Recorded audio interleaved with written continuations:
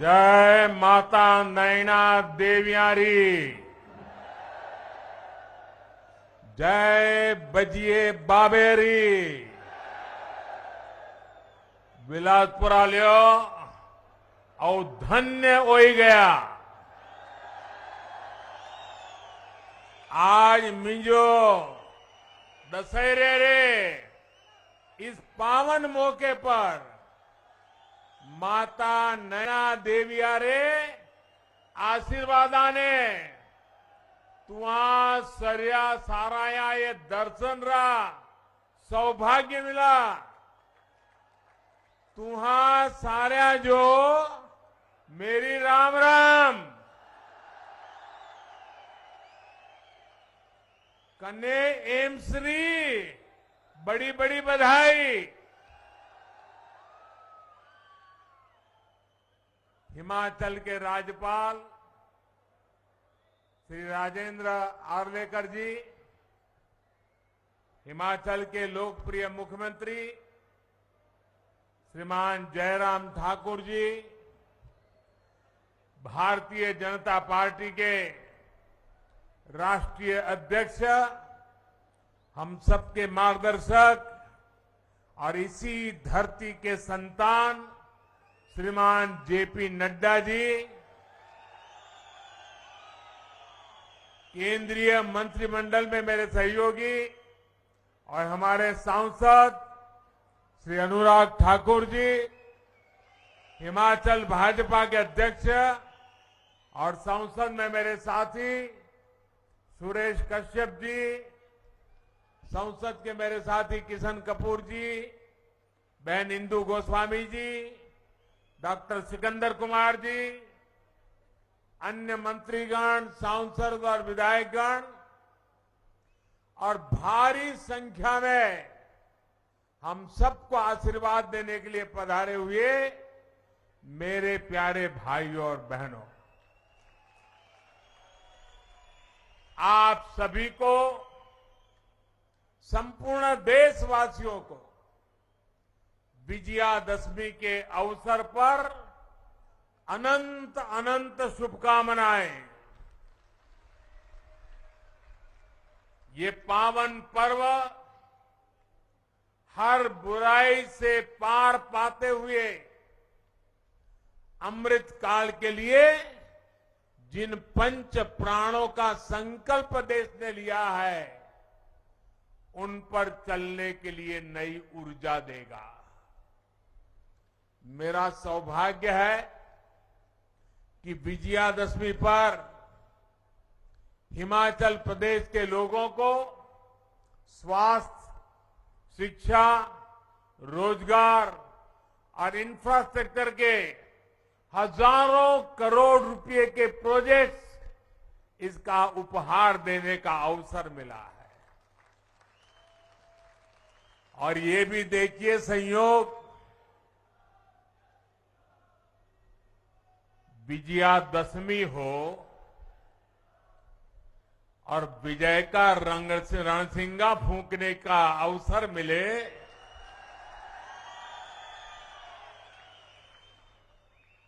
ये भविष्य के हर विजय के आगाज लेकर के आया है।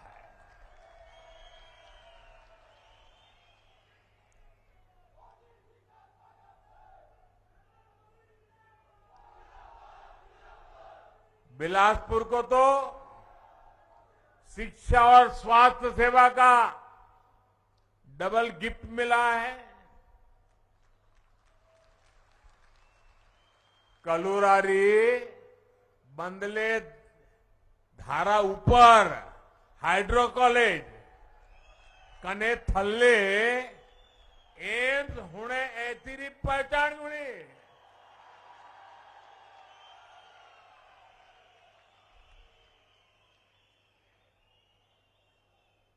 भाइयों और बहनों, यहां विकास योजनाओं को आपको सौंपने के बाद, जैसा जयराम जी ने बताया, एक और सांस्कृतिक साक्षी का विकार विरासत का साक्षी बनने जा रहा। और बहुत वर्षों बाद मुझे एक बार फिर कुल्लू दशहरे का हिस्सा बनने का सौभाग्य मिलेगा। सैकड़ों देवी देवताओं के साथ भगवान रघुनाथ जी की यात्रा में शामिल होकर मैं देश के लिए भी आशीर्वाद मांगूंगा। और आज जब बिलासपुर आया हूं तो पुरानी यादें ताजा होना बहुत स्वाभाविक है। वो भी एक वक्त था कि यहां पैदल टहलते थे। कभी मैं, धूमल जी, नड्डा जी पैदल यहां बाजार से निकल पड़ते थे।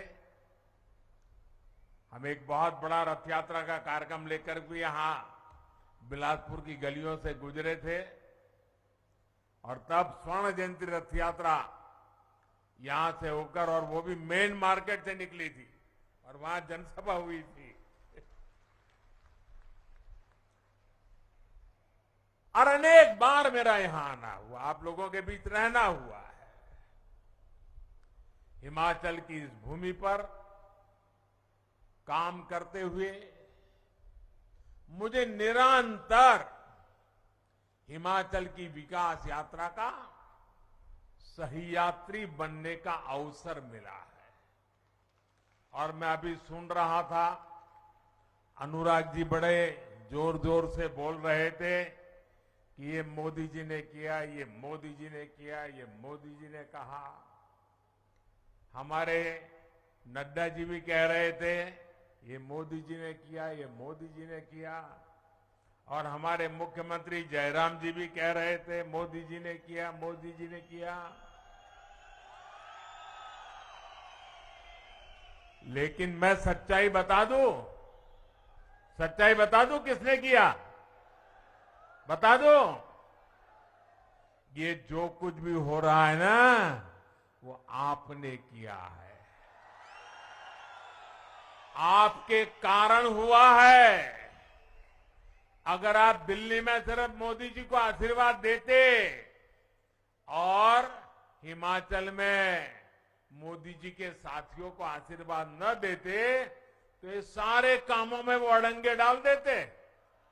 ये तो जयराम जी और उनकी टीम है कि जो काम दिल्ली से मैं लेके आता हूं उसको तेज गति से लोग दौड़ाते हैं, इसलिए हो रहा है।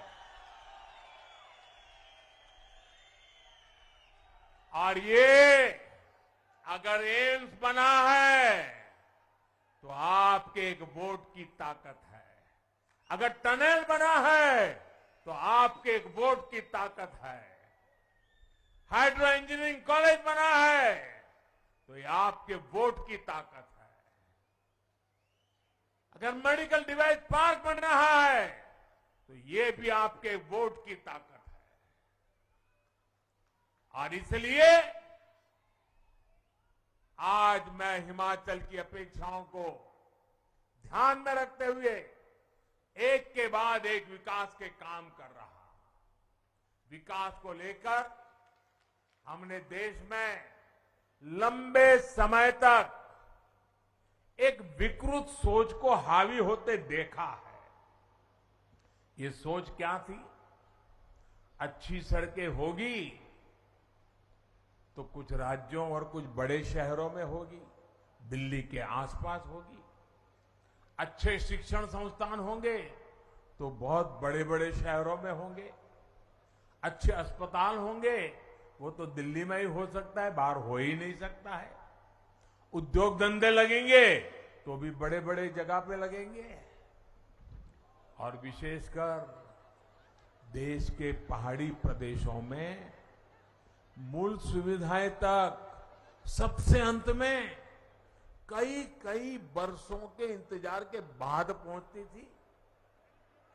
उस पुरानी सोच को और उस सोच का नतीजा ये हुआ कि इससे देश में विकास का एक बड़ा असंतुलन पैदा हो गया।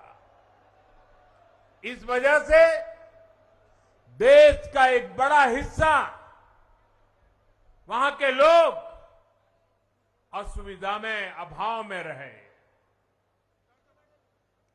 पिछले 8 वर्षों में देश अब उस पुरानी सोच को पीछे छोड़कर नई सोच, आधुनिक सोच के साथ आगे बढ़ रहा है।